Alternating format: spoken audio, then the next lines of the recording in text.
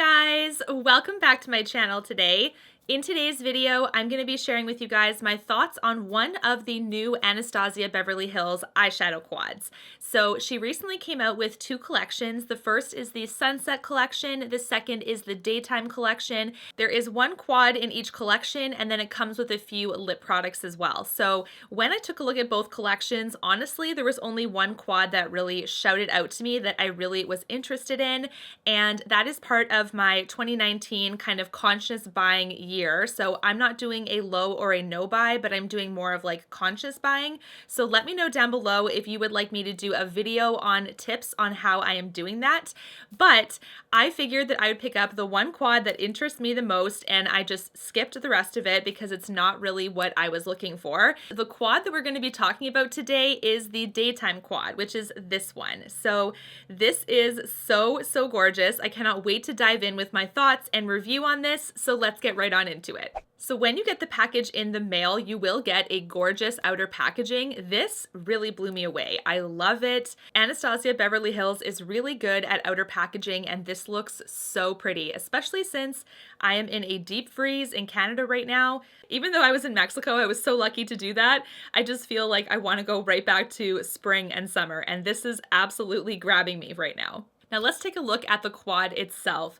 As you can see, the palm trees do continue into the palette, but they're a little bit more muted. They're kind of on the bottom of the package there. Then we have the 4 shades. So here's one thing that I don't like about the packaging already, and that's that there's no shade names. So there's no shade names on the front here, and then when you turn it around, there's no shade names on the back.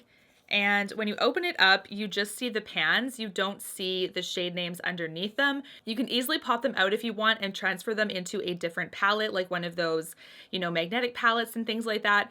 But there's no shade name right away unless you flick them over and take a look, which is really too bad because when you're doing tutorials and things like that, you kind of want to follow along using shade names. It depends on your preference if that's a make or break for you. For me, it's not, but it's just something I noticed right away. In this palette, we do have 2 mattes and 2 shimmery glitters. They are gorgeous shades. They definitely call summer to me, which I'm so excited about, and they're definitely more on the warmer side. So if that's something that you're interested in, I think you would really like these shades.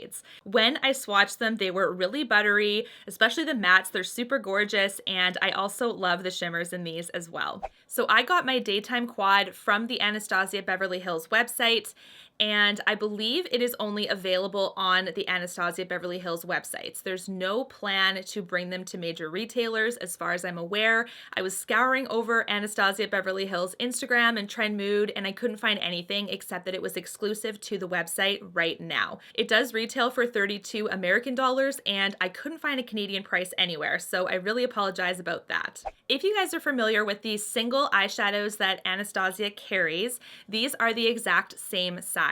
So if you were buying 4 singles from her line, they would each retail for 12 American dollars. This is 32 American dollars, which means that you are getting a bit of a deal when buying these quads. I know some people were a little bit disappointed with the price considering it's only 4 shadows, but when you look at a palette like Soft Glam, for instance, the size of the pans are significantly less. So you do have more product in these pans in the quad versus the palette. I believe the palette is, let me just check. So each shade in the palette is 0.74 grams, whereas there's 1.7 grams in each pan in here. So it is just over 2 times as big. So just keep that in mind as well. Now, when it comes to testing it and creating this look today, what I did was I used all 4 of them, and that's just up to you. I do think you can do a couple looks with this or more simple and just use the mattes. It's really up to you. But today, what I did was I went in with my MAC 217 and I picked up the first matte shade, which is Sandcastle.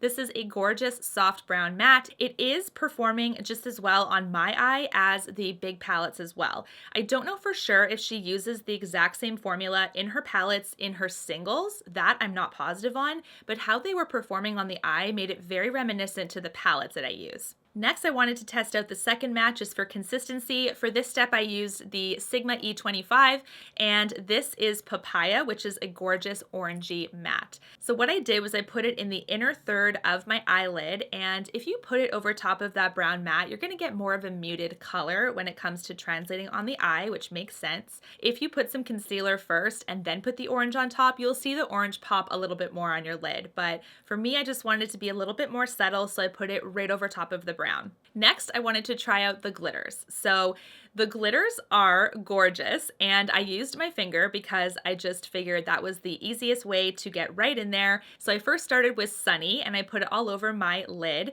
And what I did notice was that they were falling a little bit on my eye, so that is normal with Anastasia products as well. I do find that their shimmery shades do tend to have fallout, and sometimes significantly if you're using a brush to apply it. Then I went in with Rose Quartz, which is the second shimmer over top, just for consistency, like I said, and I wanted to have a little bit more of a diffused look with both of the shades.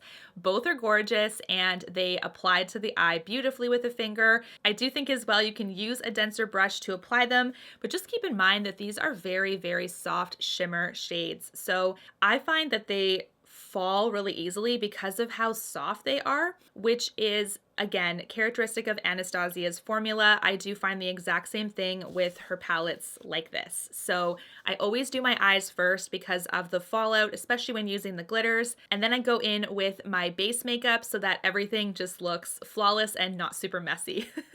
So when I was taking a look at my Soft Glam palette here, you can see that the shade Bronze might look like it might be pretty similar to that first shimmer. So let's take a look. So as you can see here, we have Bronze, which is on the far left, and then Fairy, which is in the middle. Both of these are from Soft Glam. Then we have Sunny on the far right.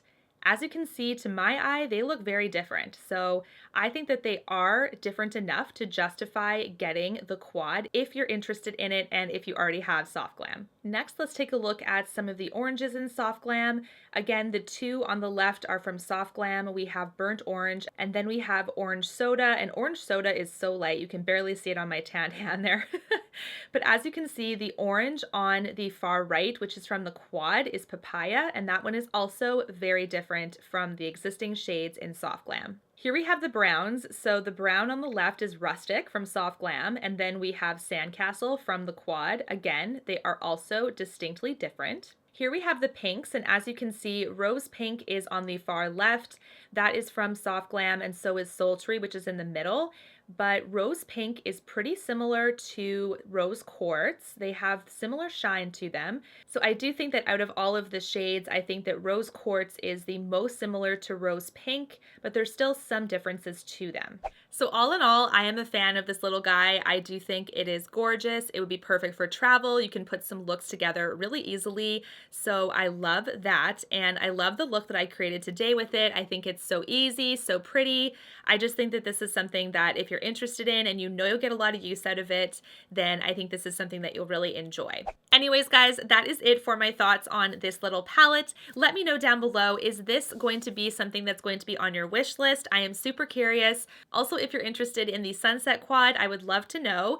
Definitely let me know down below if you are interested in like my conscious buying tips type video. That is something that I am definitely actively practicing this year because of so many releases last year. So I do think it's been serving me really well so far.